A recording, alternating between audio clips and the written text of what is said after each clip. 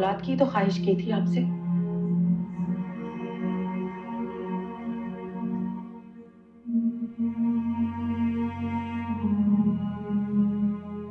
मैं जानता हूं मैं थोड़ा सा अनरीजनेबल हो गया था, लेकिन तुम्हें भी क्या जरूरत है डॉक्टर्स के पास जाकर अपने आप को जलील करवाने की। एक बात तुम अच्छी तरह जानती हो, तुम्हारे अंदर एक कैपेबिलिटी नहीं है तो नहीं है।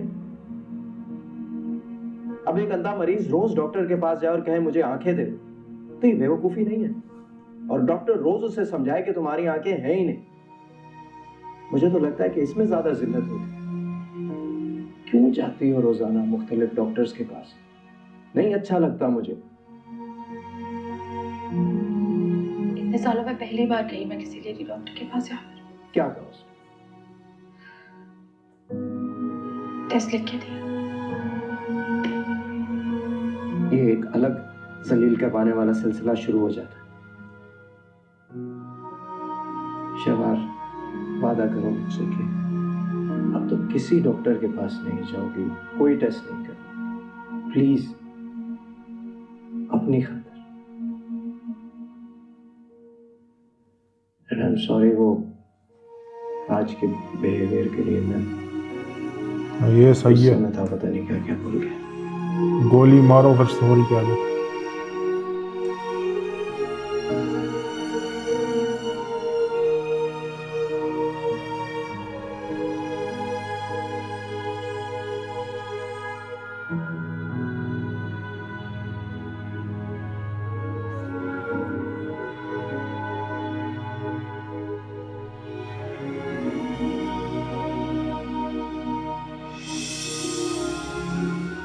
आपके मुझे फाइल दिखाइए। उसको पता होगा, उसको सच पता चल गया होगा। ये सब कुछ तो नॉर्मल है।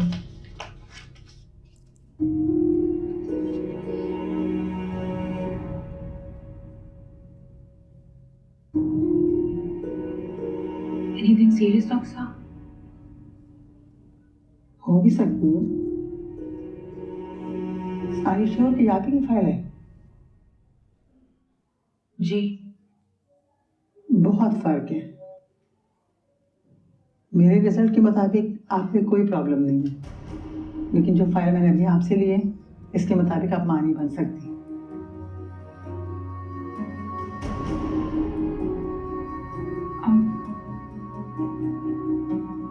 तो कौन से रिजल्ट सही है?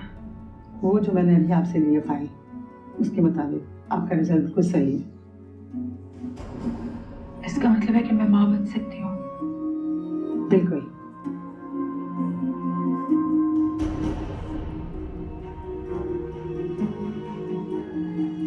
तो डॉक्टर साहब ये रिपोर्ट्स, ये फाइल्स, इससे पहले कभी आपने किसी को चेकअप करवाया, किसी को दिखाया? मेरे हस्बैंड को ये बातें पसंद नहीं है, वो कहते हैं इंसल्ट।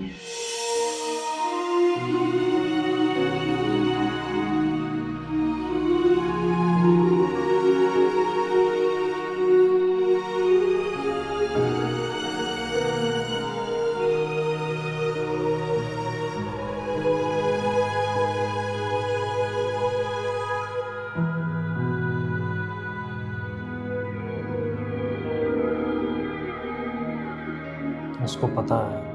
साउथ भाई, अरे शायद वापस आ गए तुम? नहीं भाई, मैं अपनी कुछ चीजें लेने आया। क्या मतलब वापस?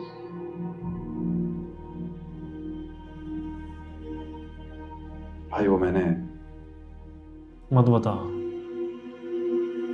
एक अलग घर रेंट आउट कर लिया। इसी रेंट? शहर में रेंट? अपना घर होते हुए तुमने अलग घर रेंट आउट कर लिया? जी। बताना ही नहीं चाहिए था, वहां टैकर्स भेजेगा। भाई साहब, ऐसे क्या देख रहे हैं? उस दिन तो मुझे आपको ऐसे देखना चाहिए। अपने भाइयों को छोड़ के अपनी बेगम का साथ दे रहे हैं, लेकिन फिर भी मैं आपको चिप्स ऑफर कर रहा हूँ, खाइए। तुमने रेंट आउट क्यों किया है? क्या बना रहे? आपके लाड प्यार में एक इंसान को। क्या मतलब? बताएं ना क्या सही कह बता रहा दिया आपने मुझे, यही पूछ रहे हैं। जिस समय जब कोई मर्ज लग जाता है ना, उसका इलाज करवाते हैं। रूह में लग जाए उसका भी इलाज करवाना चाहिए। जिस तरह जिस्म का मर्ज लाइलाज करके जान ले लेता है ना, रूह का मर्ज लाइलाज होके समीर मार देता है। पूरे डॉक्टर बन गए यार आप तो, खुदा की कसम। बहुत अफसोस के साथ कह रहा हूं कि हमारे इस छोटे भाई का समीर मर चुका है, और ऐसे लोगों को सिर्फ जेल में होना चाहिए, वरना ये आदमखोर बन के एक एक करके हम सबको मार देगा। सही कह रहा है। बच के रहिएगा। खुद कह रहे हैं ना, आदम को सबको मार देता है। ये तुम नहीं, तुम्हारी बीवी की जुबान बोल रही है। लगता है आपकी बात दिल को नहीं लगी। नहीं, क्या है ऐसा उसमें? एक कल की आई औरत के लिए तुम अपने भाई को कोस रहे हो। समझ नहीं आ रहा मुझे, क्या है उसमें? क्या जादू कर दिया उसने तुम पर? और उस लड़की के लिए जो मर चुकी है, क्या रिश्ता है तुम्हारा? जिम्मेदारी है वो मेरी, इज्जत है वो मेरी। वाह वाह वाह। आपका ये छोटा भाई खिलौने की तरफ चल रहा है। एक सेकंड, मैं जिम्मेदारी नहीं हूँ, भाई हूँ मैं आपका यार, सगा भाई हूँ। तो क्या करते हो तुम? बताओ ना। इज्जत तो वो इसकी उछाल रही, मैं क्या करता है इससे? अगर उसने इसे इस बार छोड़ भी दिया ना, तो भी इसकी फितरत और आपकी ये ढील इससे ही ये दिन बार बार दिखाएगी। मामला डील करने के तरीके होते हैं यार भाई। अच्छा, यानी कि तुम अपने बड़े भाई को अब सिखाओगे कि मामलात कैसे डील कर। आप इसे ले जाते ना, ले जाते रमजान चचा के पास माफी मंगवाने, पैसे दे के बख्शवाते इसे। लिटरली आप दोनों मिलके भीख मांगते, माफी की भीख मांगते, पैर पड़ते उनके। लेकिन आपने क्या किया? एक बूढ़े टूटे हुए बाप को और जोड़ के रख दिया, और अब आपकी जिद है कि वो इंसान बात तक ना करे। पैसे ऑफर किए थे हमने। गया था मैं, पैसे लेके गया था, अब नहीं माना भाई, क्या करें? तो सजा काट लेते, खुद अदालत में पेश होते, तो शायद कोई रियायत मिल जाती तुम्हें। हम कोशिश कर लेते तुम्हारे लिए। दिमाग तो ठीक है तुम्हारा। इसको मैं जेल भेज देता, थाने भेज देता, और फिर बाद में मैं उनके पांव पड़ता। मैं यार यही ये तो मसला है यार। इसी मैं, मेरा हाँ, और हमने ये होम में होती है। इंसानियत बता दी। आप तो क्या, पूरी दुनिया इसमें मुलविस हो चुकी है, और यही सोच हमारे मुआशरे को बर्बाद करेगी। तो तुम अब अकेले माशरा बदलोगे? ऐसे नहीं बदलते माशरे। ऐसे चलते रहे, ऐसे ही चल रहा है ये सिस्टम सदियों से, और चलता रहेगा। चलते नहीं आ रहे भाई, धंसते जा रहे बस्ती में। वाह। और वाह। मैं मजीद इन बस्तियों का हिस्सा नहीं बनूंगा, इसलिए मैं चाह रहा हूं अपनी अलग दुनिया बनाने, अपनी बीवी के साथ। यहां इसलिए आया क्या आपको आखिरी बार बता सकता? खुदा देख ओहो, भाई साहब, क्योंकि अब तो शायद हमारी मुलाकात कोर्ट और कचहरी में ही होगी। जाते जाते एक थप्पड़ मार जा बस इसको। खुदा हाफिज भाई, खुदा हाफिज। खुदा हाफिज भाई। फिर सोच लो तुम। अरे यार, सीरियस? चेक कर लें, कुछ और तो नहीं लेके जा रहे हैं। बस बंद करो। अरे यार ये उसकी हेल्प करो, कोई चीज चाहिए उसे। और उसे क्या कहना कि बात है। चेकबुक साथ लेकर जाए। 2 दिन का सजा काट लेते हैं। ऐसे भूत है उसका, 2 दिन में उतर जाएगा। सलीम, सलीम को बोल रहा हूँ, जा रहा, नहीं जा रहा भाई अंदर। सलीम,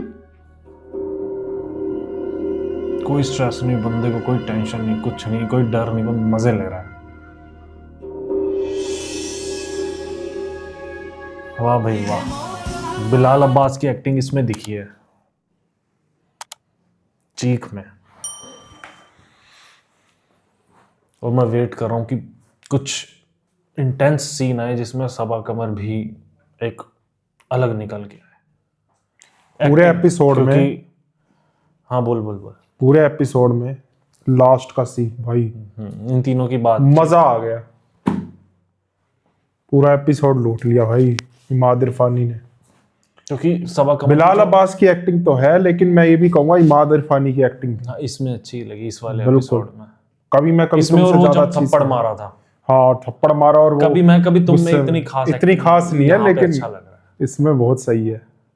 और सबा कमर की जो वाह। एक इंटेंस सीन्स जो आए थे स्टार्टिंग में थे, जिसमें एक पता चल रहा था कि कितनी एक्सप्रेसिव है वो। हाँ हाँ, अभी कुछ एपिसोड से नहीं आ रहा वो चीज ना, लेकिन मैं बताऊं कोई उसी ना कोई चीज का ऐसा वेट सीन- कर रहे हैं कि हाँ। इनके भी कोई ऐसे सीन्स आए कुछ ना कुछ तो मजा बहुत आएगा। होगा जहाँ पे निकल के आएगी खतरनाक वाली एक्टिंग। एक्टिंग में तो भाई बिलाल अब्बास, नूरुल हसन, और अब तो भाई इमाद इरफानी भी, सबा कमर तो है ही। वो तो है ही भाई। उनको तो आगे और आगे के एपिसोड में वेट कर रहा देखेंगे, हूँ कुछ और वही वेट है। इंटेंस सीन्स आए इनके। हाँ भाई, लास्ट वाले सीन में इमाद इरफानी, ओहो शायान, वो जो जवाब देता है ना शायान को, ये वजी, हाँ वो अच्छे वाह लगते हैं, वो अच्छे लगते हैं। कहता ठीक है खुदा, ठीक है ठीक है, जाओ। जाओ जाओ। भाई मजे ले रहा है, हर चीज के मजे ले रहा है। भाई एक पैसे की टेंशन नहीं है उसको, और यावर को देख टेंशन के अलावा कुछ है ही नहीं, सुकून ही नहीं है उसकी जिंदगी में। ऐसा ही होता है ऐसे लोगों के साथ। चलो अब देखते हैं 17th एपिसोड में क्या होता है। बाकी इसको बताना नहीं चाहिए था मेरे हिसाब से भी कि घर ले लिया इसने। हाँ, क्योंकि फिर वहां अटैकर्स भेजेगा, हरकतें करेगा। अब केस लड़ रहे हैं इनके अगेंस्ट है, तो भाई इन्फॉर्मेशन तो देनी ही नहीं है। बिल्कुल नहीं देनी, और हर उल्टा चीज रिकॉर्ड information- करे। और इन्फॉर्मेशन चाहिए होती है उल्टा, और ये सारी बातचीत भी इसको रिकॉर्डर ऑन करके फिर बातचीत करनी चाहिए। कहीं ना कहीं कुछ मिलता है, पता लगता है। वो तो है ही। बट ये लोग यूज नहीं कर रहे हैं, वजी प्रॉपर यूज कर रहा है टेक्नोलॉजी का। उसने पहली चाल तो चल दी है, और वकील के कहने पे चली है। नहीं, वो बोला तो एक खुद ही सही नई चीज हो।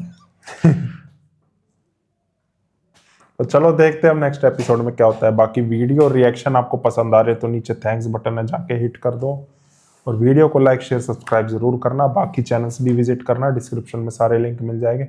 जिन्होंने अब तक ब्लॉग नहीं देखा, डिस्क्रिप्शन में लिंक है, जाके देखो ब्लॉग, आपको बहुत मज़ा आएगा। और उस चैनल को भी सब्सक्राइब करके रख लो, क्योंकि उस पर आगे और ब्लॉग्स आने हैं। और उसी चैनल पर आपको पोल भी दिख जाएगा, पोल आ चुका है, जाके अपने फेवरेट ड्रामा को भी वोट कर दो। तो इसी के साथ मिलते हैं नेक्स्ट वीडियो में। Bye bye.